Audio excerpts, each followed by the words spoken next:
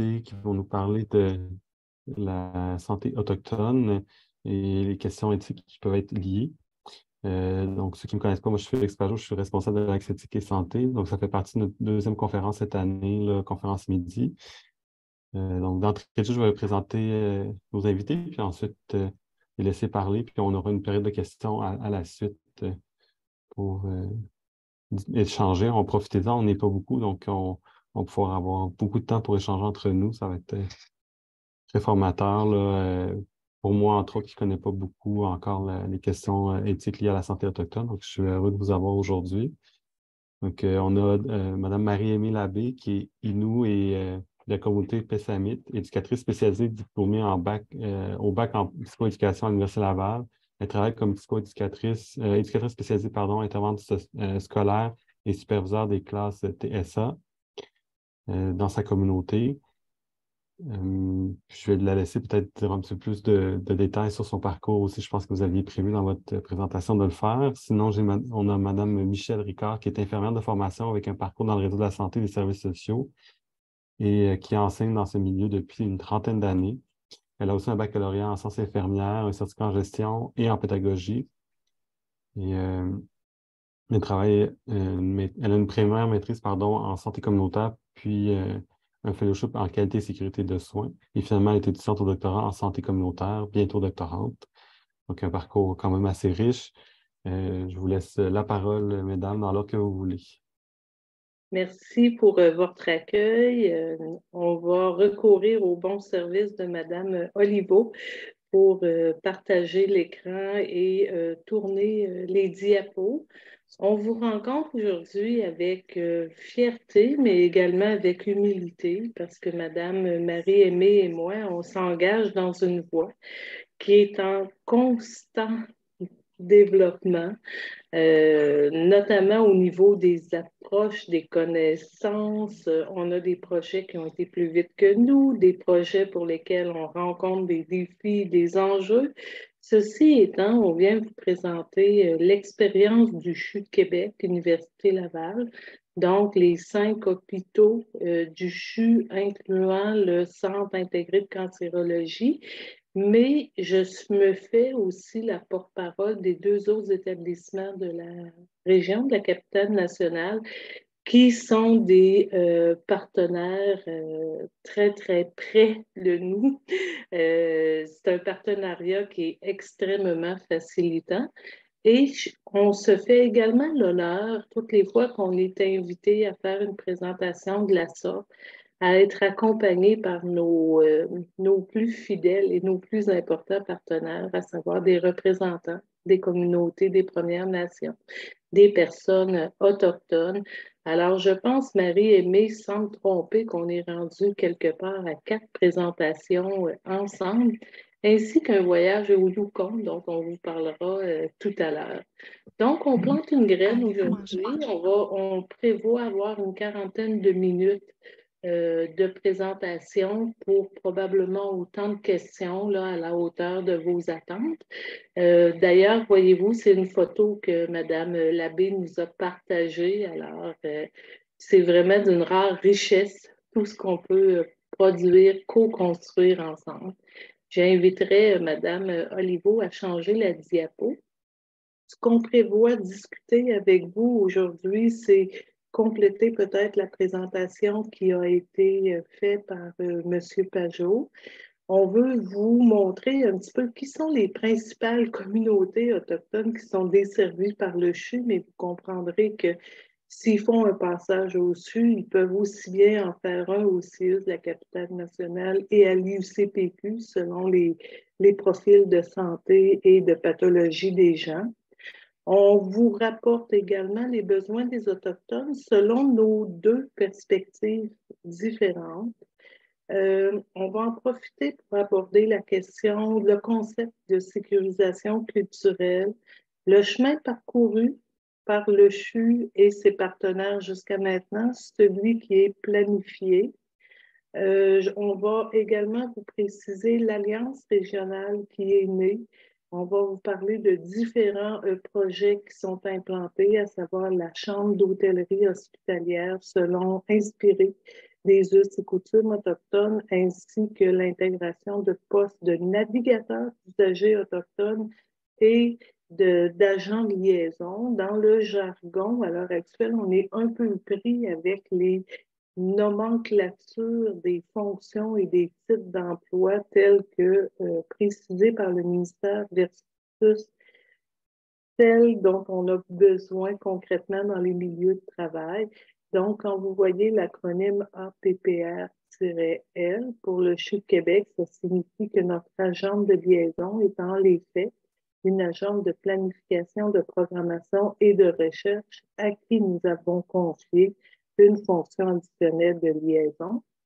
On va compléter la présentation par des défis, des enjeux, quelques pistes de réflexion. Alors, en espérant que vous ne vous souveniez pas, on poursuivrait donc à la prochaine diapo. Marie-Aimée. Oui, donc... Tu aimerais compléter ton pédigré. Ah oui, absolument. Donc, moi, je suis nous de Pessamit dans la région, la grande région de la Côte-Nord. Ça fait 10 ans environ que j'habite, non, 11 ans que j'habite la ville de Québec. Comme a été dit à l'introduction, c'est ça, j'ai travaillé 17 ans durant en milieu scolaire au niveau de l'adaptation scolaire pour ensuite venir travailler pour le Centre d'amitié autochtone de Québec où j'ai porté plusieurs chapeaux en fait. Là, cette année, je travaille avec la jeunesse de 0-12 ans. Puis, je travaille beaucoup là, au soutien éducatif, je dirais, là, de la jeunesse autochtone qui vit en milieu urbain. À travers mes expériences, j'ai travaillé aussi pour la Commission Vient. Ça, je ne le dis pas tout le temps, mais j'ai été très proche de la Commission Vient pour avoir été une traductrice là, des témoignages et tout. Puis, c'est ça. À travers ça, j'ai fait mon bac en psychoéducation à l'Université Laval où j'ai diplômé en 2019.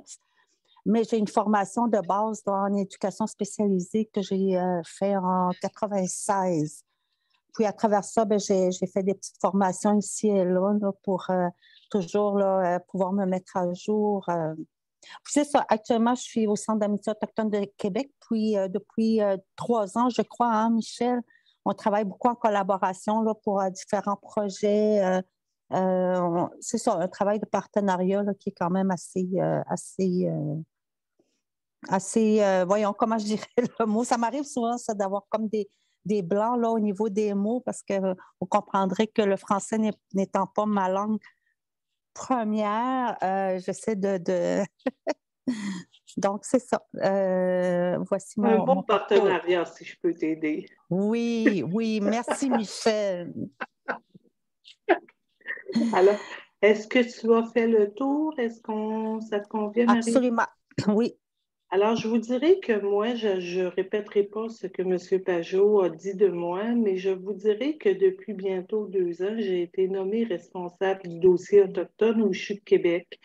Je suis responsable pour le CHU depuis plus de 15 ans, d'un module qui regroupe toutes les activités de la qualité, de la sécurité, de la gestion des risques, de l'expérience patient et un peu plus récemment de tous les dossiers de partenariat.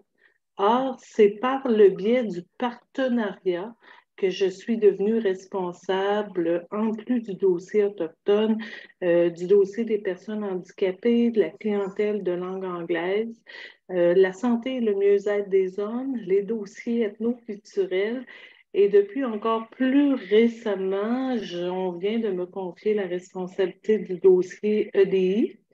Donc, écoutez, j'arrive finalement dans votre zone de confort et puis également le développement durable. Alors, je vous dirais que je suis beaucoup moins solide pour les 2 derniers dossiers qu'on m'a confiés parce qu'il y a vraiment des interrelations avec tout ce que j'ai sous le grand chapeau partenariat avec un S, expérience patient. Parfois, vous comprendrez que c'est le patient au sens très large, donc ça inclut son proche, sa famille, etc., etc.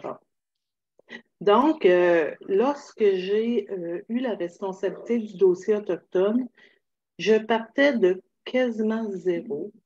dans la mesure où je suis une petite fille née de Dorsainville, pas tellement loin de Wendake, qui a fait beaucoup de raquettes conçues par la famille Sioui, parce que mon père y tenait, mais mon expérience se limitait un peu à ça. Par contre, je suis infirmière de formation et honnêtement, j'aime l'humain sans égard à son ethnie et j'étais j'étais déjà vendue de par mes études et mes expériences professionnelles. Je suis quand même dans le réseau depuis les années 80, ce qui fait de moi une personne qui commence à être un peu plus âgée qu'elle l'a été. Donc, l'approche holistique, là, la considération de toutes les caractéristiques et l'environnement des psychosociales, économiques, familiales, j'avais déjà baigné là-dedans.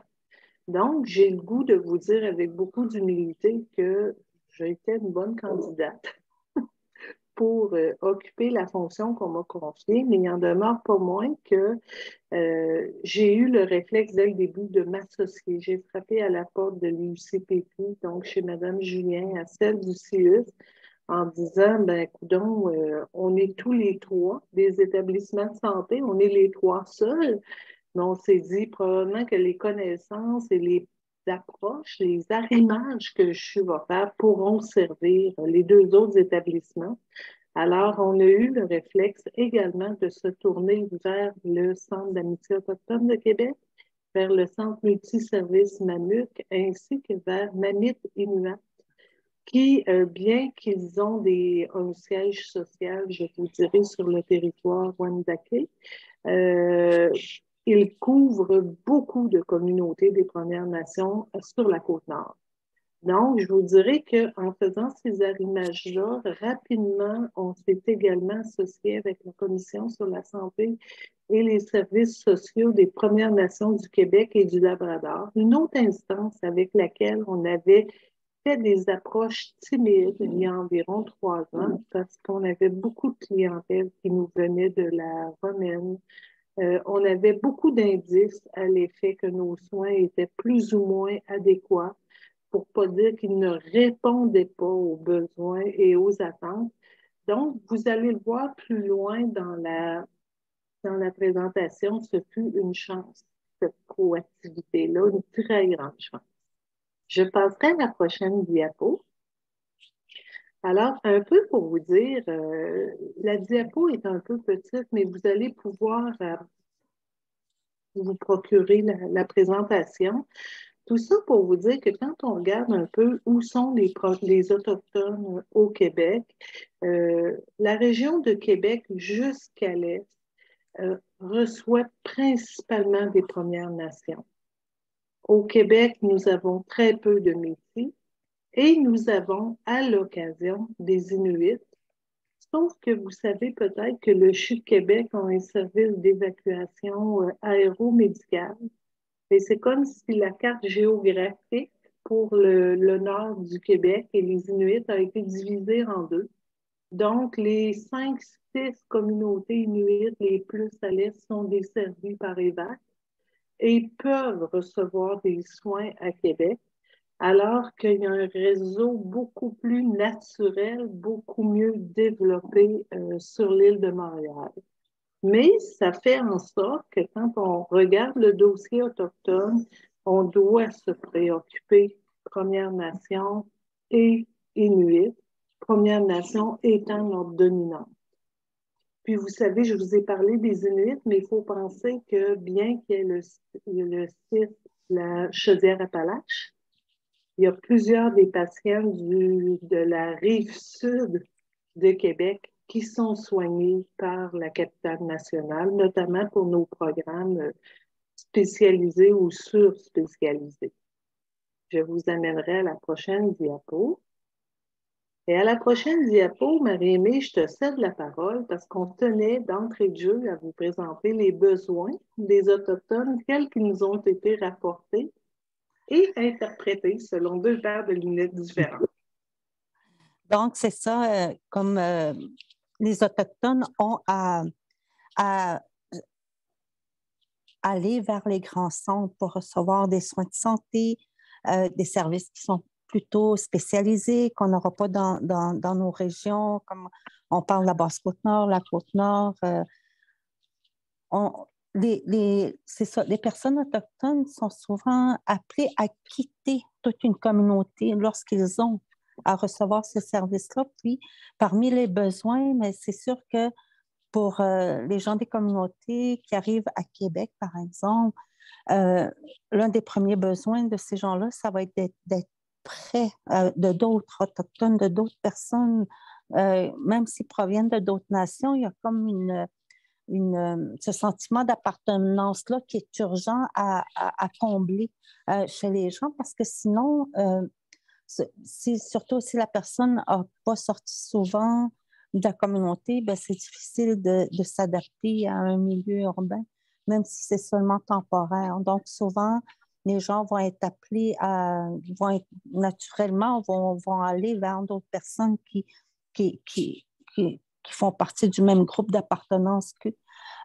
Puis ensuite, peu importe l'âge des Autochtones, lorsqu'on a à quitter notre communauté pour des soins de longue durée ou même de courte durée, l'important, parmi les besoins, souvent, ce qui est dit, c'est que ce que les gens aimeraient, c'est d'être accueillis avec respect, avec beaucoup d'humilité, puis beaucoup de bienveillance aussi, parce que souvent, les gens sont craintifs ou vont être anxieux à l'idée d'avoir à aller vers des services qui connaissent pas la ville, connaissent pas l'établissement de santé. Donc, c'est important de bien les accueillir pour que ces gens-là soient bien là, dans le service. Puis, c'est important aussi d'être reconnu comme une personne à part entière parce que c'est pas rare là, où il y a des gens qui ils vont exprimer le fait qu'ils ont été mal accueillis, ils n'ont pas été compris, on n'a pas pris le temps de bien essayer de comprendre ce qu'ils expriment. Donc, c'est important d'éviter d'infantiliser les Autochtones qui viennent pour des soins de service, pour des services en soins, je veux dire. Euh, Puis c'est de savoir aussi en arrière-plan que la majorité des Autochtones qui vivent en communauté ont une deuxième langue. Puis ceux qui viennent à Québec, la deuxième langue, c'est le français. Donc, c'est sûr qu'ils comprennent, même s'ils ont de la difficulté parfois à trouver les mots, à trouver les bonnes expressions, ils vont comprendre la généralité de la langue, mais c'est important de prendre en compte que ce n'est pas notre langue première. Donc, toute cette délicatesse-là qu'on va utiliser dans nos services pour les personnes qui viennent, qui sont immigrantes, par exemple, où on est conscient que le français n'est pas leur langue première, mais cette délicatesse-là ou comment je dirais, ce souci-là devrait être aussi fait pour les personnes autochtones parce qu'on vit, on grandit dans une autre langue.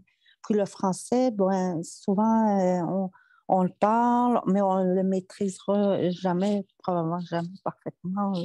Donc, puis il y a une partie des Autochtones, comme Michel parlait, ça va être plus une partie des Autochtones du Québec, ça va être une deuxième langue, ça va être l'anglais. Donc, puis là encore, c'est d'autres services là, qui embarquent là, en ligne de compte. Puis, c'est de savoir aussi que les Autochtones, à la base, c'est des personnes qui sont très spirituelles. Donc, lorsqu'il est question de santé qui est vraiment grave, des états de santé très graves, bien souvent les gens vont avoir besoin de se recueillir auprès de la personne qui est en fin de vie ou qui est très, très malade, qui est en danger, mettons, de vie ou de mort, tout ça.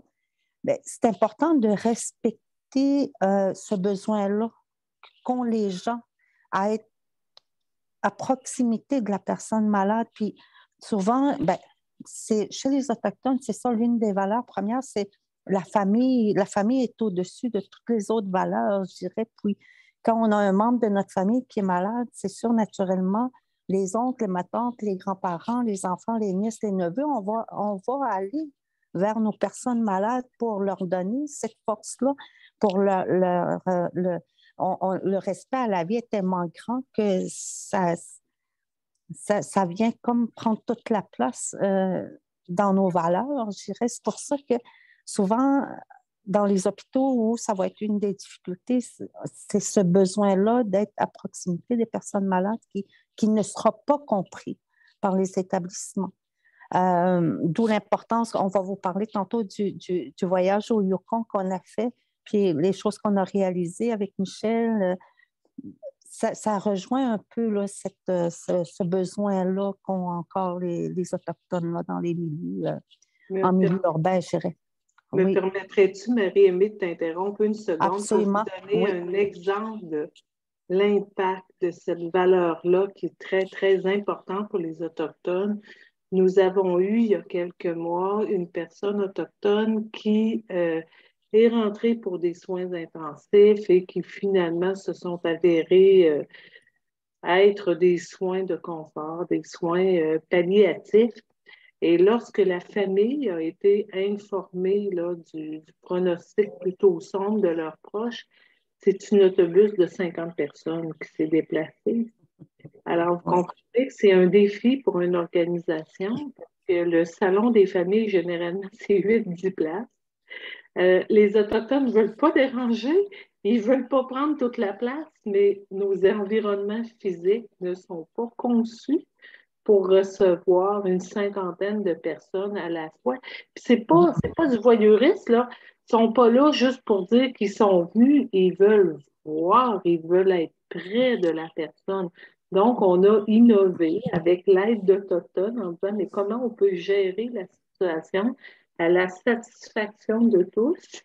Et dans l'environnement que nous avons, les limites que nous avons, il y a aussi la COVID dans le décor, les mesures PCI et compagnie. Alors, moi, c'était la première fois que je voyais une, une planification puis une organisation de la proximité des visiteurs tout à fait légitime auprès d'un malade dans des soins intensifs qui sont aussi un environnement particulier. Je m'étais oui. aimée, je trouvais que ça illustrait tellement bien ton propos.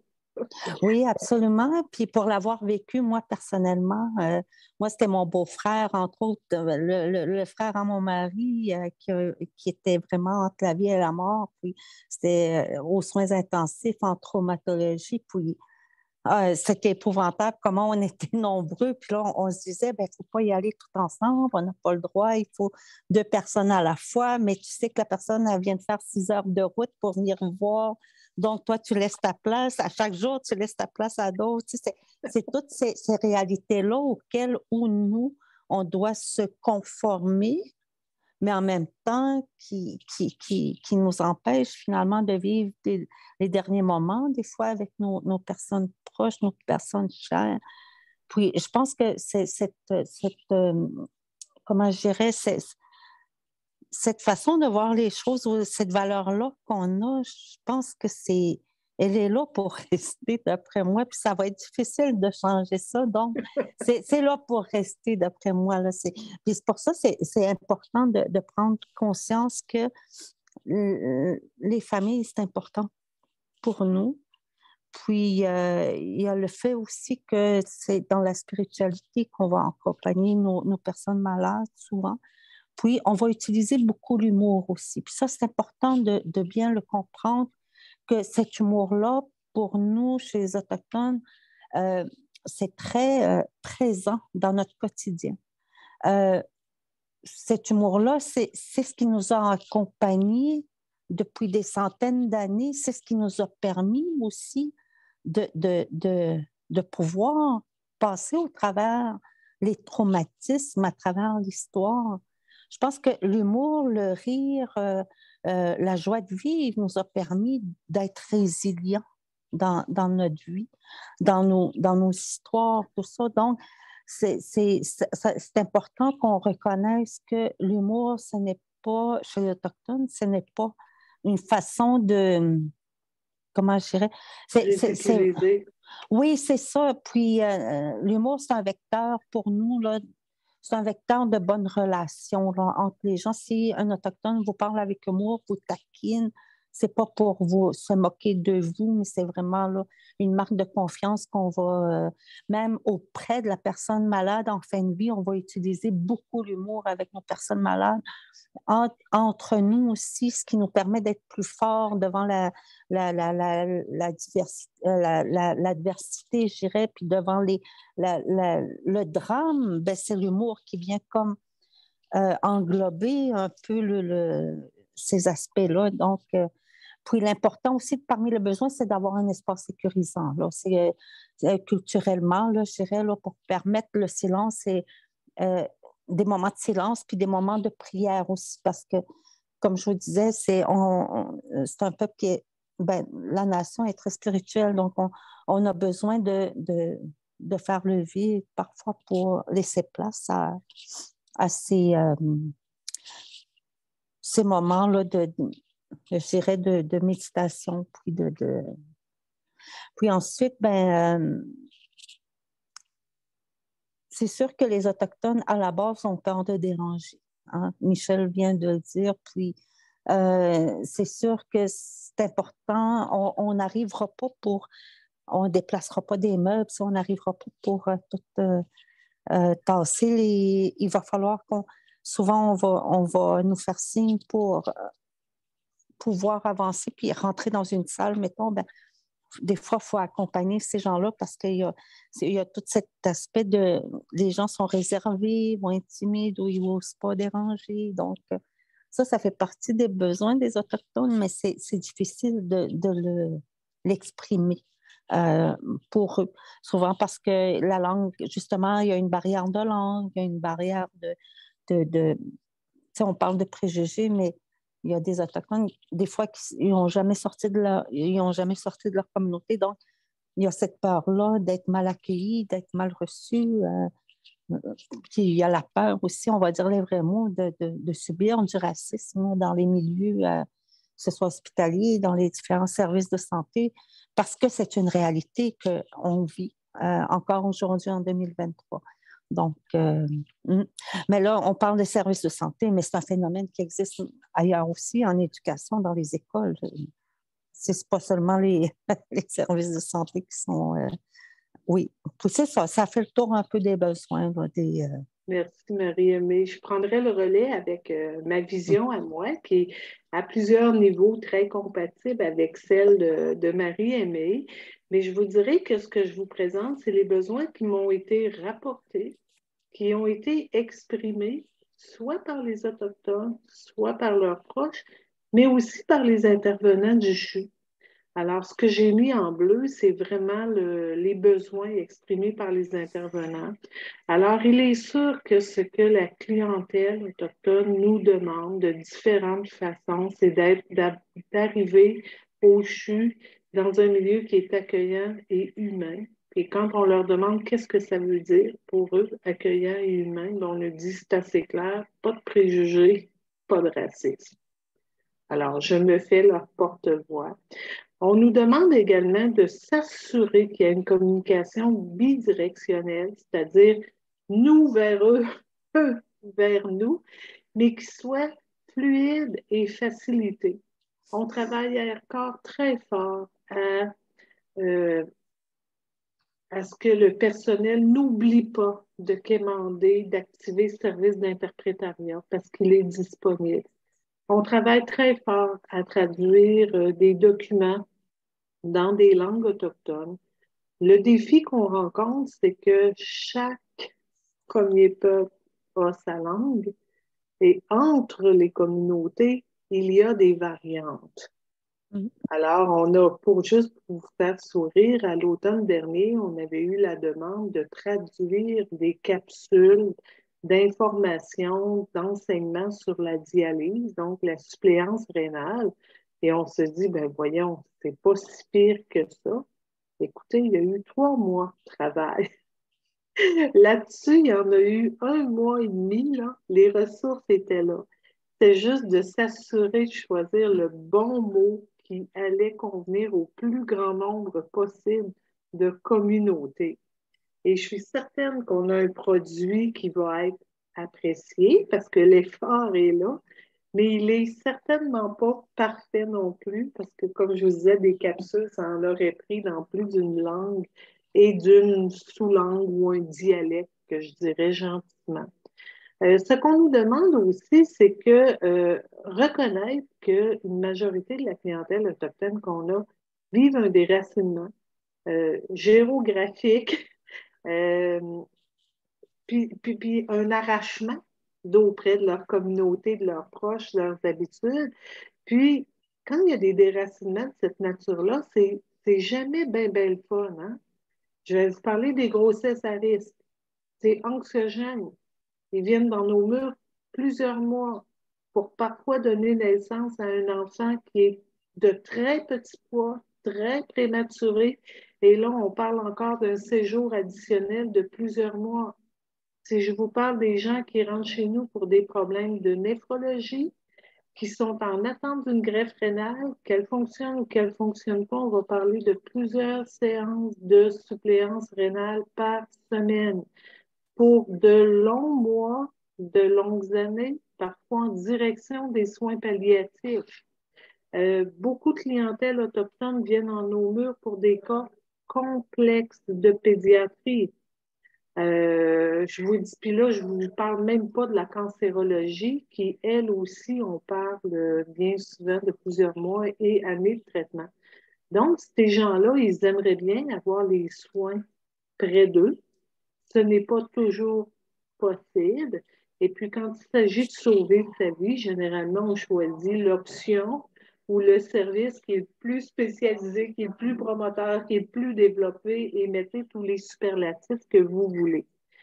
Donc, quand je pense à Eva, quand on va chercher un enfant accidenté, donc un épisode de santé aigu, non attendu, où on donne l'impression qu'on arrache un enfant, où on pourrait peut-être amener juste un accompagnateur dans l'avion vers Québec et le reste de la famille doit se déplacer parfois de nombreuses heures à des coûts faramineux.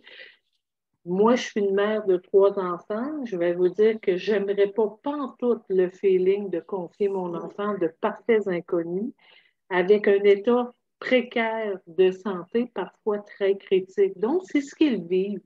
Puis, l'occasion nous est donnée de rappeler ça aux intervenants qui gravitent autour d'eux. Autre chose, c'est que ce qui viendrait apaiser le déracinement, ce qu'on nous demande, c'est OK, c'est pas pour moi la petite note de M. Pajot, il y a eu un problème d'enregistrement, d'accord. Alors, c'est d'accueillir leur rythme, leurs coutumes, leurs croyances, notamment, Marie-Émile l'a très bien signifié tantôt, leurs besoins spirituels, contrairement à bien d'autres communautés, sont très bien exprimés, sont visuellement observés, observables. Donc, ça se peut que la petite chapelle qu'on a dans nos hôpitaux soit insuffisante, surtout s'ils sont 50.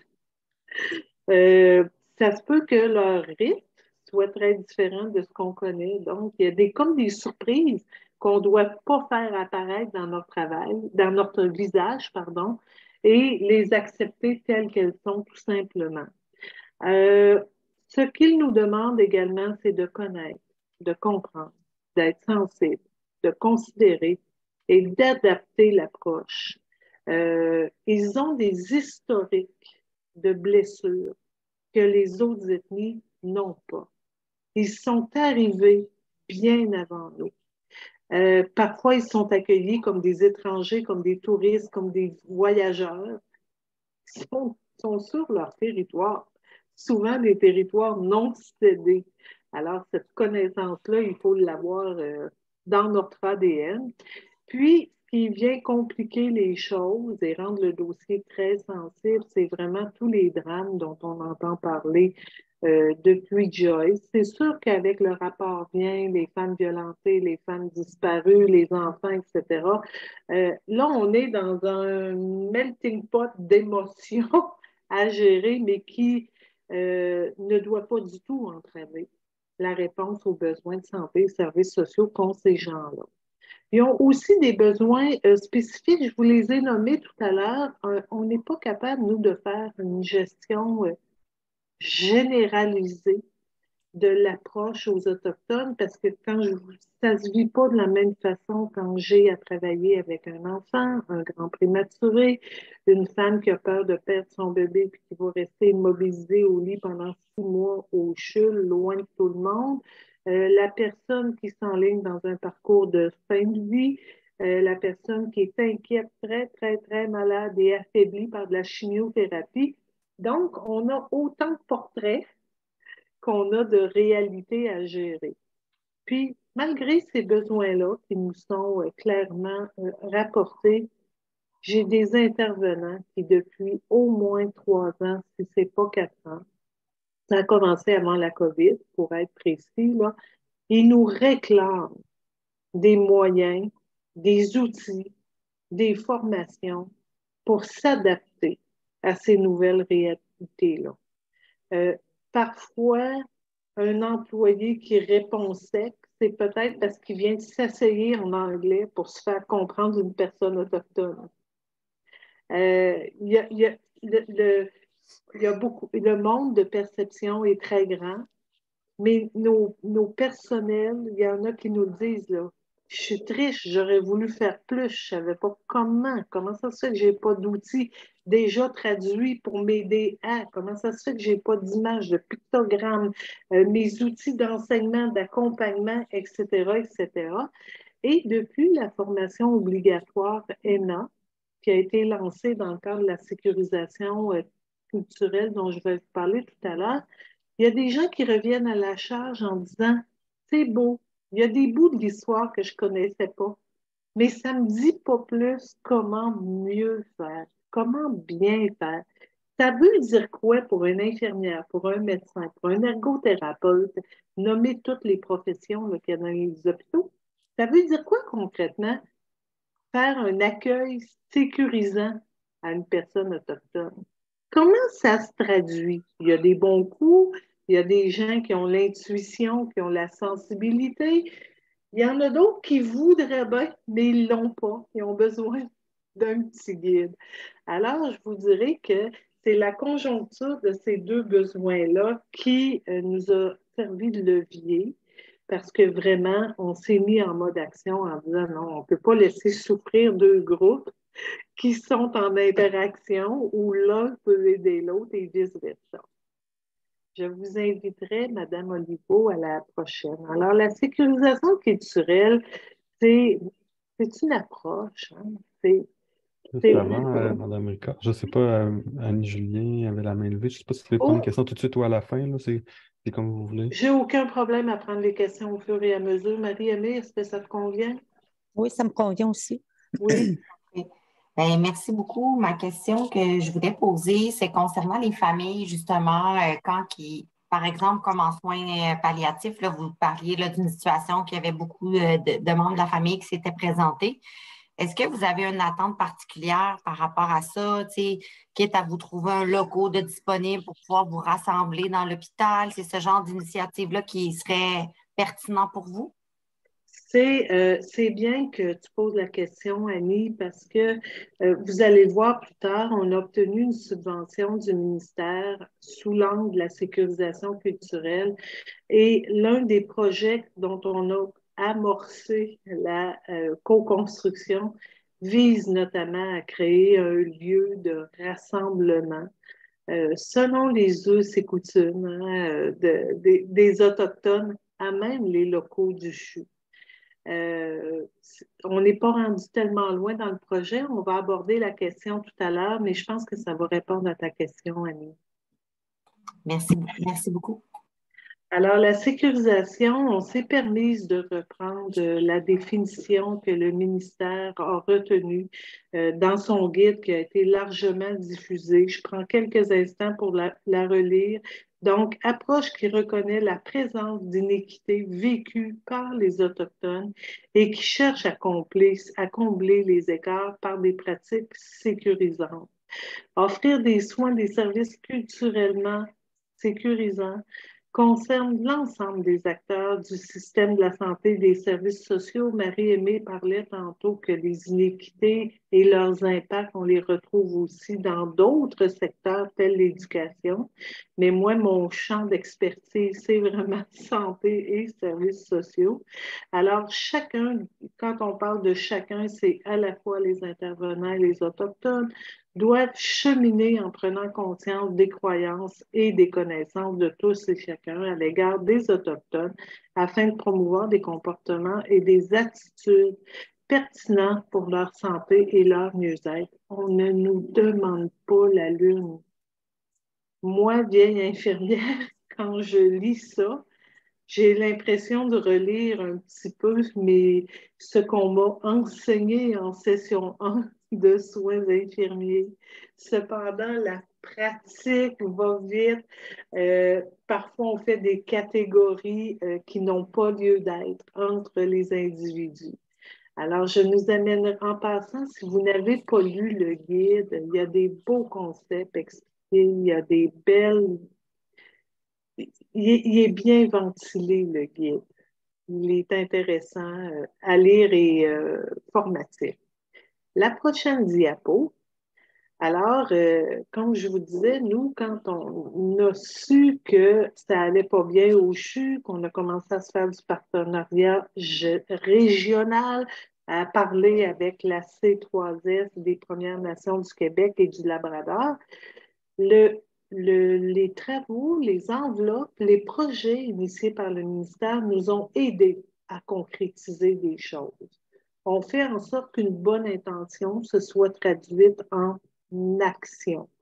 Alors, parmi les choses qui ont été supportées, encouragées, financées par le ministère, il y a eu des formations sur les réalités autochtones pour tous les domaines et les professions du CHU de Québec. Le ministre Dubé en avait pris un engagement public.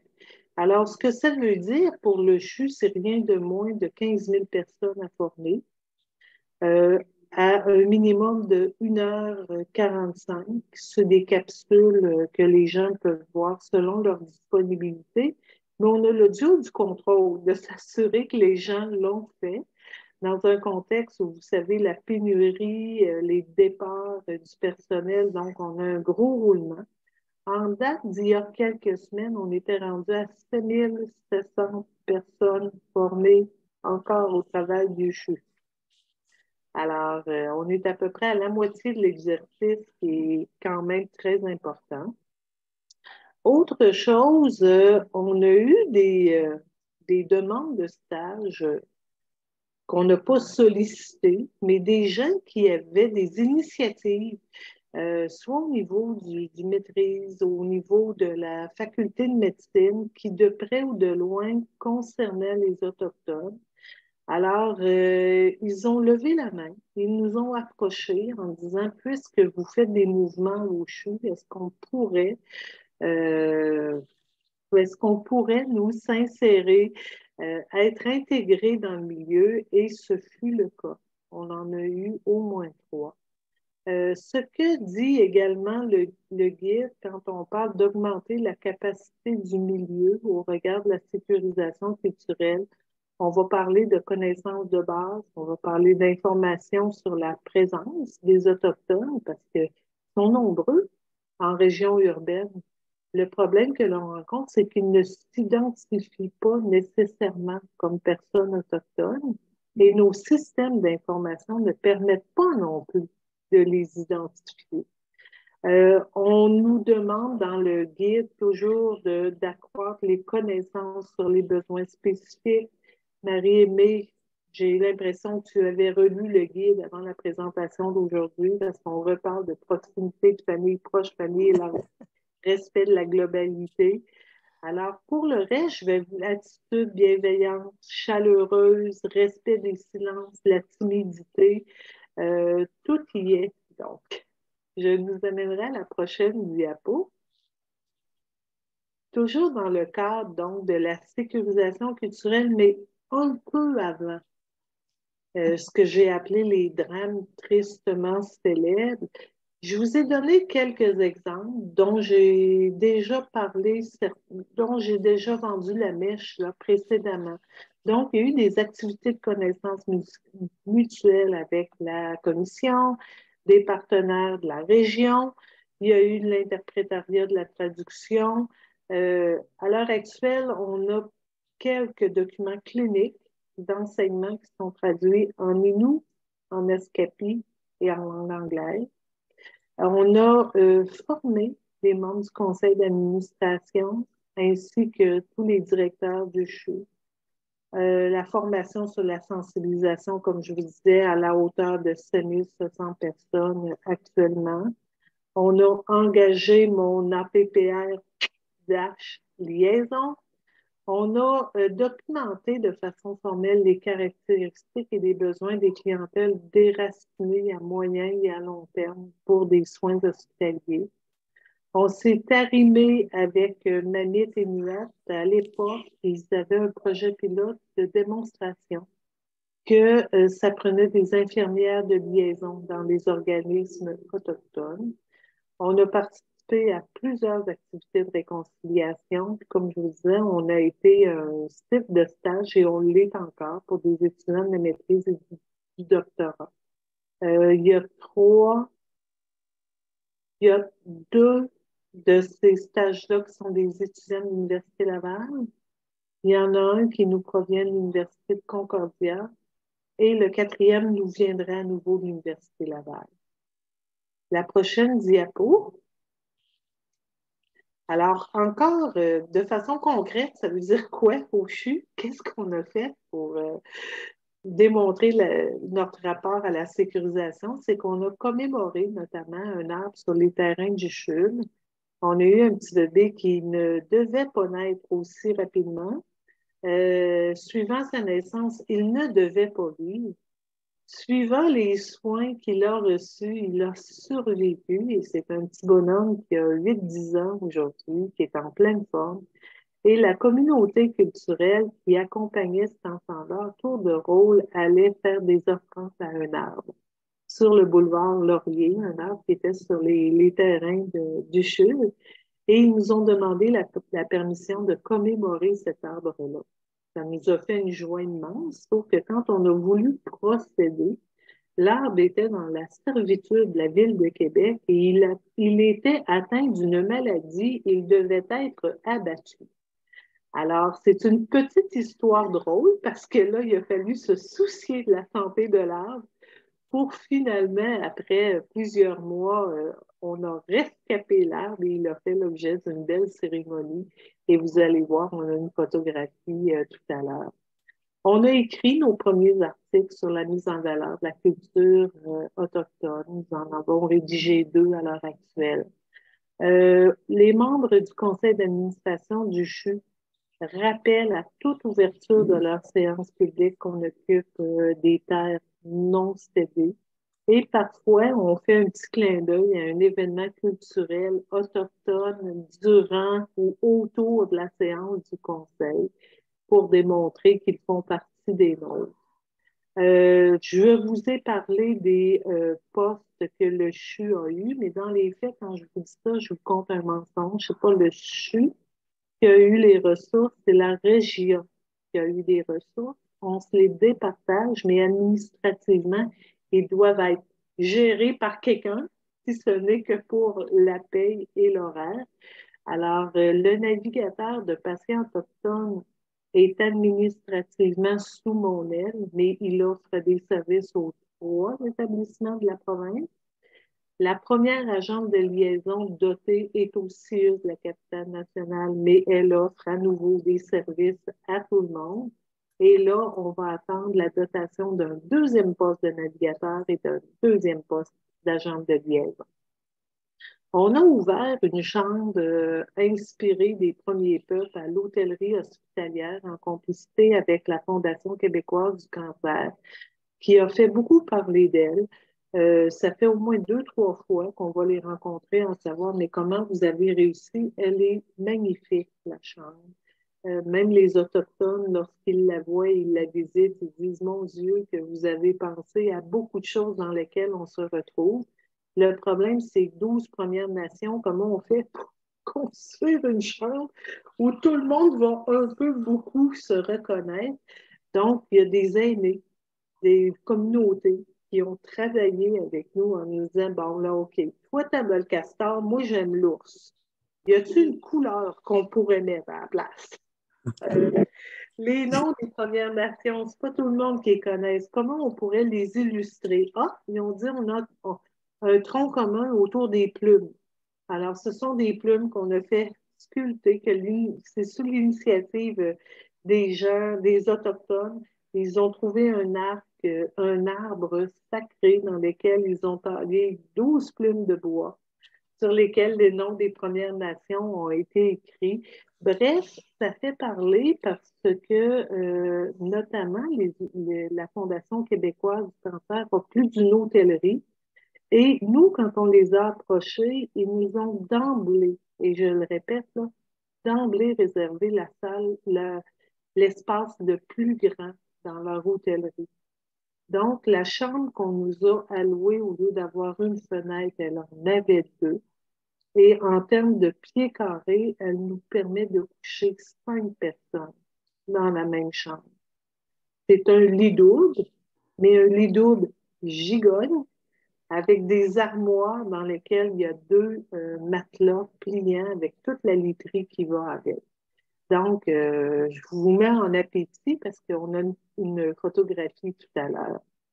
On s'inscrit également dans un nouveau processus d'agrément des hôpitaux. Hein. C'est un événement qui se produit une fois par 5 ans, qui est nécessaire. Pas d'agrément, un hôpital ne peut pas avoir de résident en médecine. Pas d'agrément, un hôpital ne pourrait pas obtenir certaines subventions. Ces subventions de recherche, c'est souvent un des critères d'obtention. Et à l'intérieur du nouveau processus d'agrément, il y a des normes qui sont spécifiques à l'approche, au respect, à la lutte au racisme envers les Autochtones. Donc, ça devient un levier, mais on est content d'avoir commencé à travailler en amont, comme à travailler finalement depuis 2019 dans le dossier. On a un partenariat avec les travaux du RUIS, Laval, qui eux aussi ont reçu un mandat d'écrire un modèle, un cadre de référence pour l'approche, pour la lutte au racisme envers les patients autochtones. On n'est pas accepté formellement, mais officieusement. On s'est inscrit dans une démarche avec Excellence Santé Canada, qui est en réalité la fusion de la Fondation canadienne pour l'amélioration de la qualité des services, qui a fusionné avec l'Institut canadien pour la sécurité des patients. Ils ont recruté une douzaine, je pense que le vrai chiffre, c'est 11 établissements qui veulent s'inscrire dans une communauté de pratique, créer des outils, se partager des outils, les essayer, les valider, les évaluer. Alors, c'est une entreprise très jeune dans laquelle nous collaborons. La formation, on a pris l'initiative assez créative de former le personnel de l'évacuation aéromédicale sur l'approche autochtone et non pas une sensibilisation sur l'approche adaptée à la clientèle autochtone, ainsi que du personnel de bord. Alors, ça nous a amené à travailler avec le ministère des Transports, notamment, pour pouvoir former agents de bord et pilotes d'avion. Et finalement, toujours dans le cadre de la sécurisation culturelle, on a le méga projet de faire un centre. On ne sait pas comment l'appeler. Pour l'instant, on écrit médecine traditionnelle, guérison spirituelle, parce que on se rappelle que nous, on fait de la co-construction. On pense que ça pourrait être ça que les Autochtones veulent. Ça se pourrait que leur besoin soit plutôt d'avoir uniquement, mais de façon bétonnée, un centre de rassemblement pour eux lorsqu'ils sont dans un épisode de déracinement, lorsqu'ils ont notamment un décès avec autant de membres de la famille. Donc, on est en train de travailler sur un espace qui va répondre à des besoins que nous n'avons pas encore déterminés formellement. Or, cet espace-là serait situé à l'Hôtel-Dieu de Québec parce que c'est l'endroit où, pour l'instant, nous avons le plus grand nombre d'Autochtones hospitalisés simultanément, mais on prévoit également le déplacement de cet espace-là à définir lorsque l'Hôtel-Dieu, tous les services de l'Hôtel-Dieu seront déplacés vers l'Enfant Jésus. Alors, pour pouvoir se nourrir, ben, il a fallu qu'on aille voir ce qui se fait ailleurs.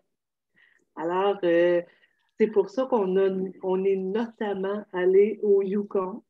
On a été exposé à 4 réalités différentes. Ça nous a amené à faire des revues de littérature de 12 heures. Y a-t-il des données probantes? Qu'est-ce qu'il faut faire? Sont où les conditions gagnantes? Qu'est-ce qu'il ne faut pas faire? Où sont les faux pas? Alors, grosso modo, je nous amènerai donc à la prochaine diapo. Je pense que Marie-Aimée, tu vas pouvoir parler de notre chambre un petit peu. Oui, donc on s'est rencontrés à travers ce partenariat-là.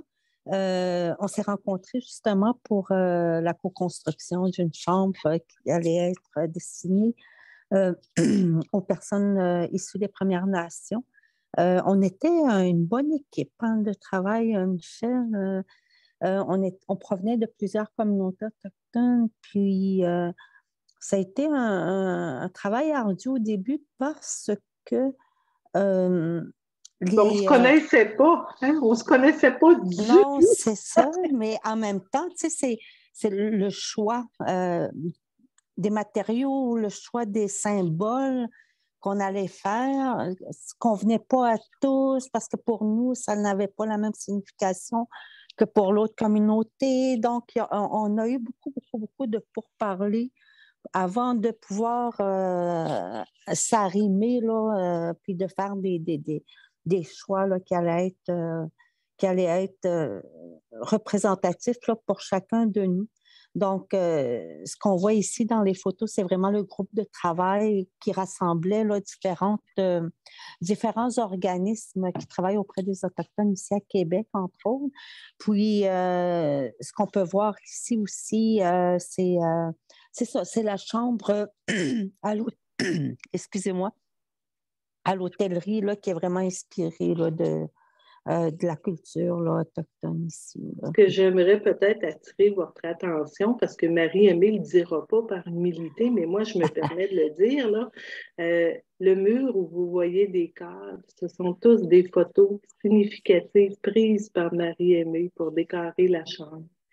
La mosaïque jaune que vous voyez qui tient lieu de tête de lit, c'est un artiste autochtone c'est la même artiste autochtone qui a fait les vignettes pour la formation obligatoire dans la province. Donc, c'est comme un rappel à tout ce qu'il y a dans la chambre, à l'exception fort probablement du sommeau de l'armoire qui contient les 2 matelas pliants, puis du cadre du lit. Ça a été construit, conseillé, fait par des firmes autochtones. Mm-hmm. Quand je vous parlais du castor, de l'ours, la roue de la vie ou la roue de la médecine, là, si vous regardez sur la photographie, on a convenu finalement de maintenir les couleurs. Et ça, c'était parlant pour les 12 communautés. Et vous voyez au pourtour les 12 plumes. Merci, Marie-Aimée. Est-ce qu'on peut passer à la prochaine? Oui.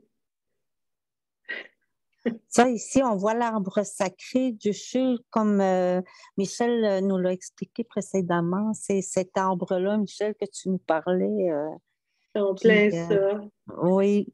Et oui. c'est drôle parce que quand il y a eu la célébration pour commémorer l'arbre, les gens sur le boulevard Laurier arrêtaient parce que c'était impressionnant. C'est un chef d'une tribu qui est venu avec ses concoctions, sa plume, ses fumées, des chants, un partage il y a eu 4 aliments qui ont été partagés, dont de l'eau, des fraises, du tabac. Et c'était bien émouvant parce que le hasard voulait que cet enfant-là soit également le petit enfant. Il était le grand-père de OK. l'enfant qui a été sauvé. On peut Mhm. passer à la prochaine. Ici, je ne reconnais pas les endroits, Michel. Ah ben, je peux peut-être t'aider. C'est qu'on a Oui. visité 2 centres de guérison spirituelle dans le nord de l'Ontario, plus précisément à London. Alors, on voulait un peu vous imager. On voit très bien hein, le rite de rencontre tenue en cercle, beaucoup de couleurs et de symboles. C'est très inspirant pour nous. On voit également les sculptures, les portes, les mosaïques. Nous, ça nous dit que si on veut aller vers quelque chose de ressemblant, certainement que ça nous prendra des artistes. Mhm. On peut reconnaître ici dans la photo, si je peux me permettre, euh, la couleur des chaises représente les couleurs de la roue de la médecine qu'on va retrouver aussi sur le mur de la chambre de l'hôtellerie. Le noir, le rouge, le jaune et le blanc. C'est la roue de la médecine qui est comme très symbolique là, pour les peuples autochtones. Là. Je dirais, mais je ne peux pas vous expliquer en détail chaque couleur. Je sais que ça a un lien beaucoup là, avec que ce soit au niveau spirituel, au niveau différentes dimensions, là, je dirais. Là. C'est multidimensionnel, là, ces C'est vrai, couleurs-là. ça ramasse bien. On pourrait aller à la prochaine. Oui. Là, tu devrais te reconnaître. Oui, absolument. Ça, ici, on voit ici les photos qu'on a prises lors de notre passage au Yukon, le voyage qu'on a fait en août dernier. Moi, Michel et Jenny, qui fait partie du centre Mamouk ici à Québec. Nous avons visité, là, entre autres, Whitehorse. On est allé voir le centre hospitalier à Whitehorse où un, un secteur en particulier est destiné, je ne sais pas si c'est le bon mot, géré par les Autochtones là, de la ville de Whitehorse, finalement. Puis, c'est ça, on est allé voir, puis on voulait voir le centre de médecine traditionnelle, puis c'est impressionnant de voir comment euh, la place des Autochtones était vraiment on voyait la place qu'ils prenaient dans la communauté. Puis c'était vraiment symbolique encore là. Le centre de médecine traditionnelle était conçu voyons, Sur en la prochaine circulaire. diapo. Oui, absolument. Puis ça, c'est des sculptures je veux juste revenir en arrière. Les totems, là, c'est les totems qu'on voit en débarquant de l'aéroport à Vancouver. Tout de suite en débarquant, on voit la culture autochtone partout là, autour de nous, dans les motifs et tout. Puis ici, on a la dame, je ne pourrais pas dire de quelle nation elle est, mais on voit qu'elle a un tambour dans les mains. C'était vraiment impressionnant de voir là, tout ce qui est présent dans l'environnement, là, dans l'Ouest canadien, là, qui rappelle la culture autochtone. Là. Même les affiches sont traduites en langue. Oui, on peut passer à l'autre photo. Maintenant, ce que je voulais dire, c'est si on revient, je m'excuse à Madame Non, non. Olifo. Ce que je voulais dire, c'est que Jenny, qui voyageait avec nous, euh, elle se sentait dans un pays accueilli. Ah oui, Lorsqu'on est vraiment. arrivé à Vancouver, c'est l'endroit où nous avons fait escale avant d'arriver à Whitehorse. On s'enfarge quasiment dans la culture autochtone, tellement il y en a partout. Absolument. La rue principale à Whitehorse, on a l'impression d'être parachuté dans un film. C'est sûr qu'il faut savoir qu'il y a 25% de la population de Whitehorse qui est autochtone. Naturellement, avec une si grande proportion, ça vient colorer l'environnement social. Puis, la dame qui est la sculpture, c'est une commémoration qu'ils font dans un parc magnifique au bord du fleuve qui longe Whitehorse pour un rappel aux femmes disparues et tuées ainsi qu'aux enfants. Puis ce que vous avez à droite, c'est une invitation à la clientèle de l'hôpital de recevoir des repas traditionnels. Alors, il y a un arrangement fait pour que les gens puissent, à la carte, se commander des repas de cette nature-là. Puis au menu, à la cafétéria, parce que on peut prendre que pour acquis qu'il y a aussi du personnel et des familles qui vont manger à la cafétéria qui sont autochtones. Alors, je vais vous dire que moi, j'ai eu droit à un fajitas au bison. Et, mon Dieu, la soupe, elle était à quoi? Québécoise comme je suis, j'étais un peu contente qu'il n'en reste plus pour moi, hein, Marie-Aimée, si je me Oui, rappelle. mais moi aussi, je pense que j'étais contente qu'il en reste plus. C'est très difficile aussi. Oui, mais je me souviens pas du menu, là, Mais très vraiment, sincèrement. c'est intégré. Il n'y a pas de catégorie. Ça fait partie de la vie là-bas, d'aspect. Là, on peut aller à la prochaine, je te redonne la parole. Oui, comme on voit ici, ce sont des bâtiments là, dans la ville de Whitehorse. On voit il y a beaucoup de peintures là, qui rappellent la culture autochtone. Donc, même, il y avait plusieurs boutiques aussi en Michel, sur la rue principale. Il y avait plusieurs boutiques traditionnelles, d'artisanat, je dirais. Puis, on pouvait, là, c'est ça, on voyait là, tout les beaux objets là, fabriqués par les Autochtones là, de cette ville, de Whitehorse. Puis on voyait, c'était vraiment de toute beauté de voir les grandes peintures là, sur Il y en a les quasiment immeubles. une par rue dans ce qui Oui, nous a absolument. été donné de voir. Pourtant, on est peut-être à 3 ou 4 kilomètres de l'hôpital. Oui. Puis, comme disait Michel tantôt, Jenny, j'ai partagé vraiment son émotion aussi parce qu'on sent vraiment comme, euh, on se sent comme si on était chez nous, mais en plus beau, là, tu sais, en plus beau. Puis, on sait qu'on est on est en terre inconnue, mais ces symboles-là viennent nous rattacher à notre sentiment d'appartenance. Ça, on a l'impression qu'on vient de là. Mm. Marie-Aimée, sais-tu, je viens juste de regarder là. Je pense qu'on s'est laissé prendre par la passion. Puis, Absolument. je Oui, je suis remarque. désolée. On peut-tu peut-être accélérer un petit peu? Je vais faire la même chose de mon côté. Ici, on voit le centre de médecine traditionnelle qu'on a visité là, à l'hôpital de Whitehorse. Là. Puis on a nos deux personnes responsables là, qui nous ont accueillis, qui nous ont fait la visite. C'est vraiment très adapté. Vous allez voir, vous voyez sur le veston là, comment c'est mis en Il y a valeur. des Là, cuissons en Oui, perles, comme absolument. l'art des Mhm. Autochtones. Oui, on peut passer à l'autre. La co-construction, confiance Je pense que mutuelle. c'est moi qui irai à ce moment-là. OK, parfait. Je veux juste, je pense pas que je me trompe. C'est la numéro 18, hein, ça, Madame Olivo? Oui. Alors, ce qu'on veut dire, sans se répéter, c'est que l'Alliance régionale a été un levier pour nous. Le fait qu'on ait été en proaction nous a aidé à se trouver des amis, des collaborateurs.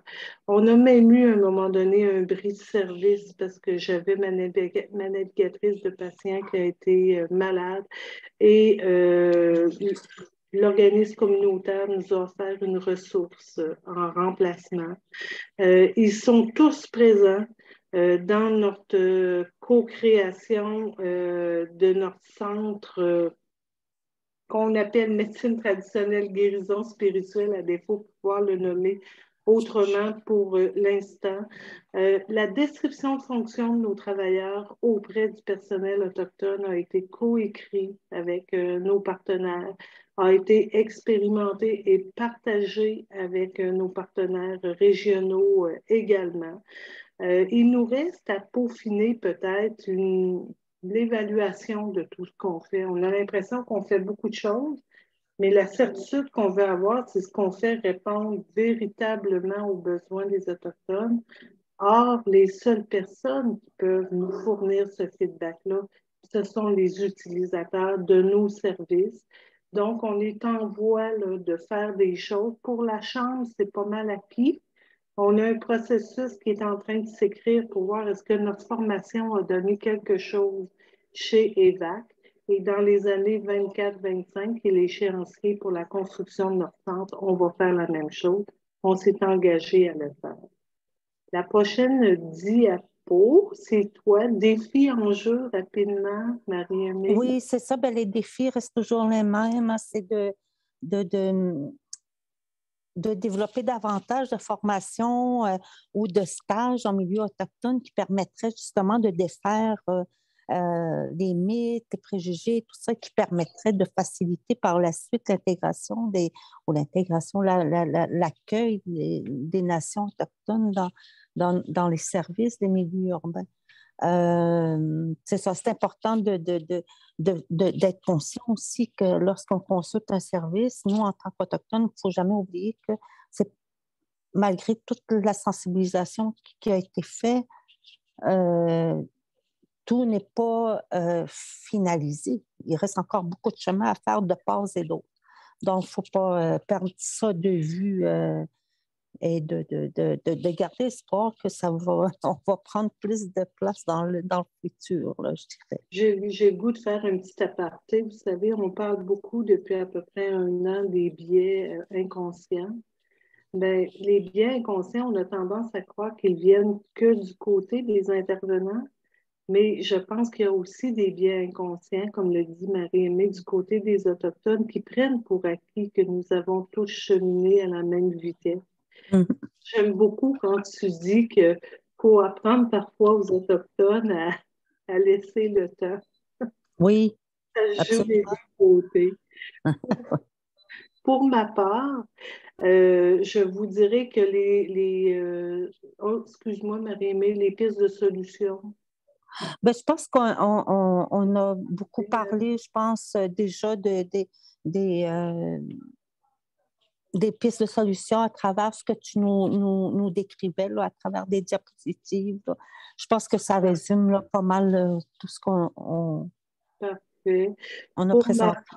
Pour ma part, je vous dirais qu'à la prochaine diapo, je suis d'accord avec Marie-Aimée, la formation seule est insuffisante pour faire de la véritable sécurisation. Ça va être le résultat de plusieurs activités, dont certaines seront plus prédominantes ou contributives que d'autres. Le gros défi qu'on a, c'est qu'on a l'impression de toujours devoir recommencer un peu en raison de la pénurie de ressources et de la part de nouveaux personnels.